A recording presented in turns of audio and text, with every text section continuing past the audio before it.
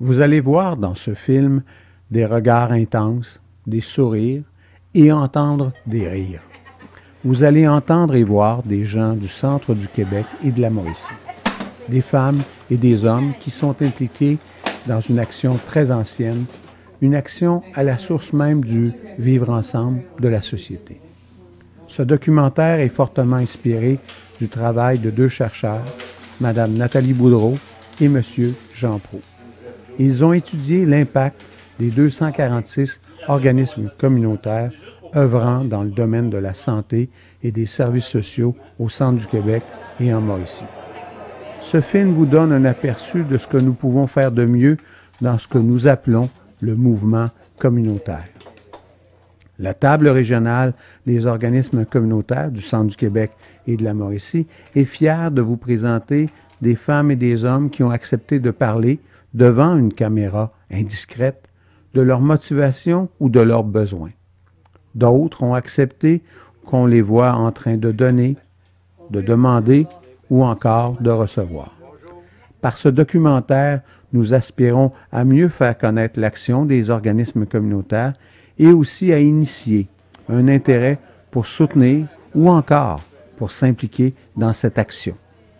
Bon visionnement du documentaire pour un monde meilleur.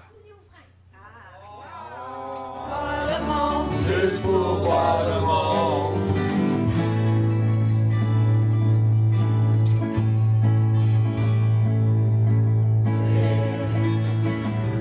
Il est fort pour pas décourager.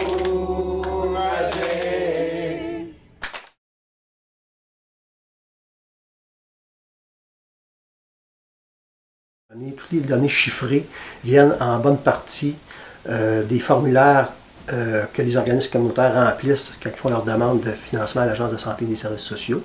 On a aussi fabriqué nous autres mêmes un questionnaire qui a porté en bonne partie sur les relations que les organismes entretiennent avec les établissements, les organismes, avec d'autres partenaires avec qui ils travaillent. On a eu 10 groupes de discussion avec des personnes qui travaillent dans les organismes communautaires. Et on a eu aussi 10 groupes de discussion avec des personnes qui fréquentent un organisme communautaire. C'est vraiment une démarche qui a été faite sur la base du hasard, pas qu'il y ait de billets dans la recherche.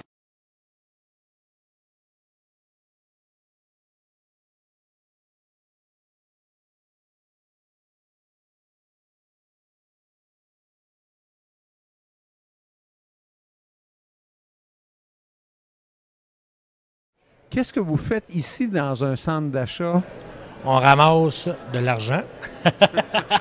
On ramasse de l'argent pour notre mission à nous, parce que on est comme tous les organismes communautaires, on est presque par définition des organismes déficitaires. Fait qu'il faut à tous les ans aller en campagne de financement. Et puis nous, c'est tout près. Étant donné que c'est un milieu de vie, c'est quand même une maison qui héberge 9 jeunes. On a quand même tout près de 100 000 par année à aller chercher en campagne de financement, dont la campagne qu'on fait aujourd'hui. Tout ça avec la vente, la réparation de vélos, avec la vente de produits équitables, avec la vente de produits informatiques, comme vous avez dit, électroniques, ça mène à un gros autofinancement. Je vous dirais qu'il y a plus que 40 à 50 de notre autofinancement qui est cherché à travers ces services-là.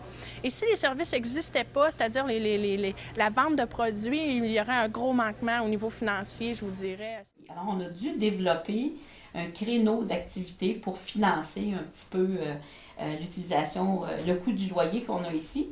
Puis, en fait, c'est comme quelque chose qui fait boule de neige. Tu as plus d'activités, ça t'aide à payer ton loyer, mais tu as aussi des gens à payer. Donc, tu es toujours à la recherche de plus d'argent. Et puis, nous, on est financé par l'Agence de santé, parce qu'on est reconnu comme un organisme de santé, mais il fallait aller chercher des gens par nos usagers à travers des activités, des services qui viennent se chercher, tout en mettant des services gratuits pour une clientèle plus vulnérable. Et puis aussi, il faut se créer un comité de financement qui va chercher des argents à travers les activités.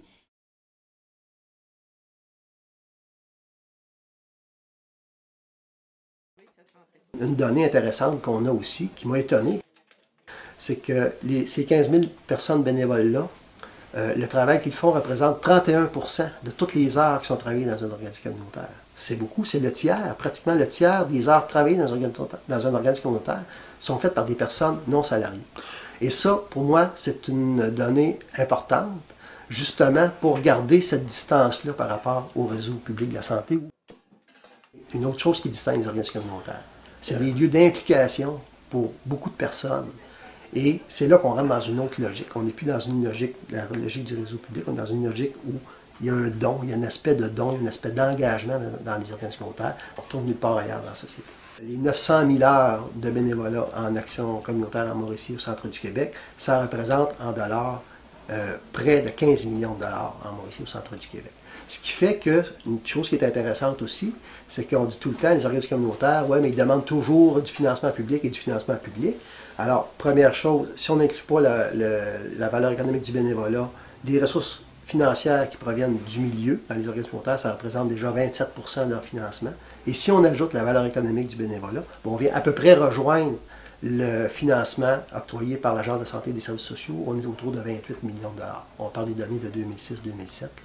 Alors, ça vient pratiquement rejoindre à peu près égal 43 %, 45 %, je pense, du financement des groupes. Alors, c'est assez intéressant aussi comme donnée de voir que c'est pas vrai que les organismes communautaires sont complètement dépendants du financement public pour vivre. Globalement, il y a des secteurs d'intervention peut-être où le financement public est plus élevé que d'autres, mais globalement, si on ajoute la valeur économique du bénévolat, en Mauricie, centre du Québec, c'est à peu près 50-50, le pourcentage qui vient du public et le pourcentage qui vient du milieu. Alors ça, c'est une donnée intéressante.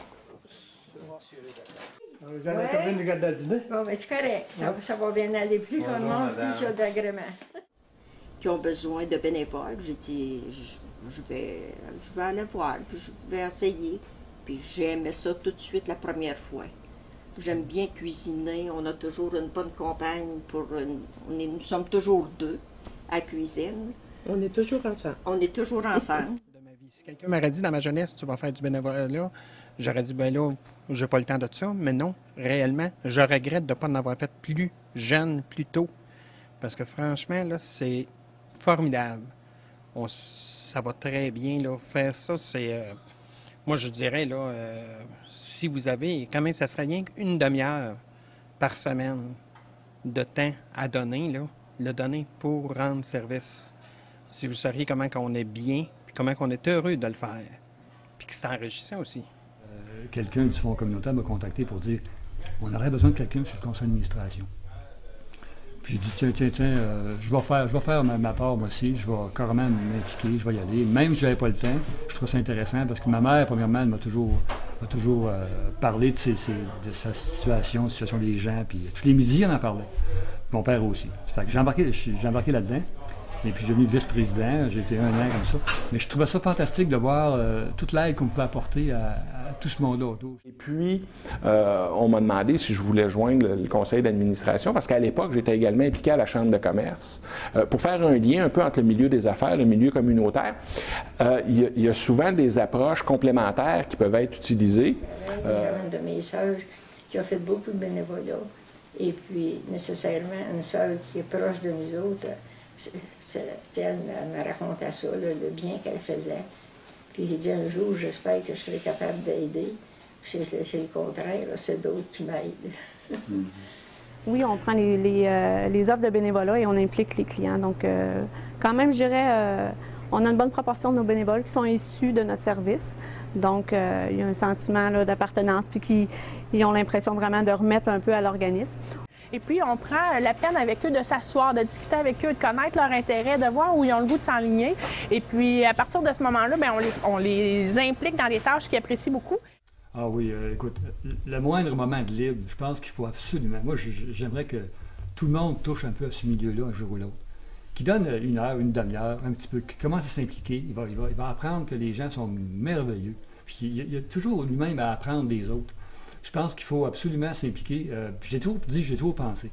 Mais il y en a beaucoup qui s'impliquent. Puis doucement.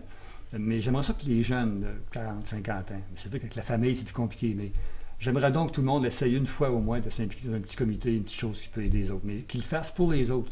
Mais ça va y revenir, c'est simplement, c'est sûr et certain. Il va avoir tellement de joie de le faire.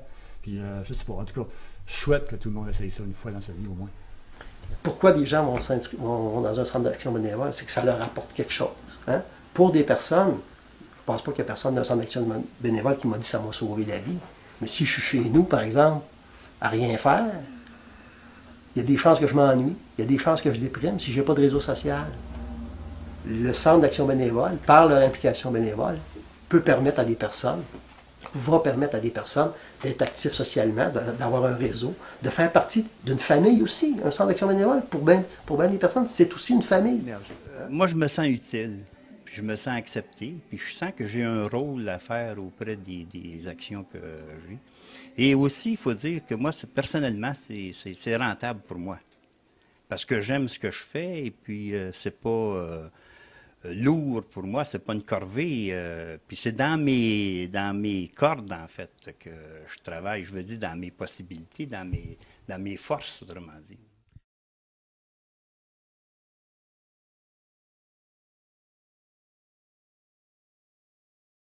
Chez Orapi, je vous dirais que c'est un organisme très polyvalent. On a environ 35 services différents, mais le service de base qu'on offre, c'est de la distribution alimentaire pour les familles qui sont dans le besoin.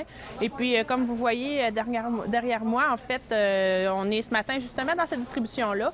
Et en même temps, bien, ça permet aux gens qui ont besoin de nourriture de venir me donner un coup de main. Je travaille pour la Maison Raymond-Roy, qui est un organisme communautaire qui héberge des jeunes en difficulté à Victoriaville. Des jeunes de 18 à 29 ans. On fait de l'échange de seringues, condoms. Ils viennent chercher des fois du dépannage alimentaire. Carrefour d'entraide est un organisme de dépannage, d'aide et de consultation budgétaire, ce qui amène les gens à mieux budgéter leurs finances.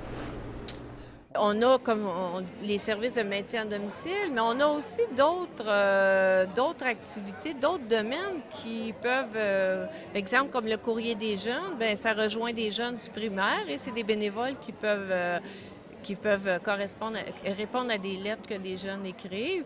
On est aussi, au niveau de toute la population comme Télécoute, dans le fond, c'est toute la population qui peut, quelqu'un qui est seul, qui se sent seul, s'il veut téléphoner, bien, au moins Télécoute qui existe pour répondre aux besoins de la population. On a aussi un groupe d'entraide, Amis Deuil. Fait que les gens qui ont vécu un deuil, bien, ils ont une occasion de se réunir. On a aussi, tous les services d'accompagnement, accompagnement transport, papa de volante, accompagnement. On a créé aussi accompagnement à la marche, ça fait quelque temps. Moi, c'est une dame de compagnie que j'aime beaucoup pour accepter de rester seule dans une grande maison même. Ça fait bien, j'aime bien ça. Et puis les madames, ils sont bien se mettre pour moi. On a des activités, nous autres, tous les mercredis, on a un dîner répit. Donc, nous, on fait à manger, les parents, ils viennent en famille, on a un coût, ça coûte 7 $ pour la famille, pour le dîner. On a un service, un dîner complet. Puis après ça, on a une activité qui est prévue pour les parents. Comme aujourd'hui, on a une activité cabane à sucre, on a la carriole et puis le cheval. On a des hygiénistes dentaires qui viennent du cégep expliquer aux mamans la dentition, les soins, les choses comme ça. On a un service qui s'appelle la ligne Info Allaitement, où on a des bénévoles qui sont des marraines d'allaitement, qui vont supporter des mamans qui allaitent. Je trouve qu'il aide beaucoup de gens. On a un volet là, où on prête de l'argent. On prête des sous à des gens qui ont un petit peu mal pris. Puis je trouve que les gens, même en perte d'emploi ou s'ils ont moins d'argent, sont très touchés par ça. Moi, de savoir que notre fonds communautaire aide des gens qui sont vraiment mal pris, là, tu peux les dépanner. Aussi, on fait des tas d'activités avec certaines trousses, des ateliers sur l'argent, on parle des jeunes à l'école. Même que là, présentement, on fait des sacs, des paniers d'épicerie pour les gens qui n'ont peut-être pas les moyens à faible revenu. Moi, d'aider les gens qui ont plus de misère que moi, là, je trouve qu'on doit le faire, ça. Mais le fonds communautaire est impliqué dans beaucoup de choses. Beaucoup de choses.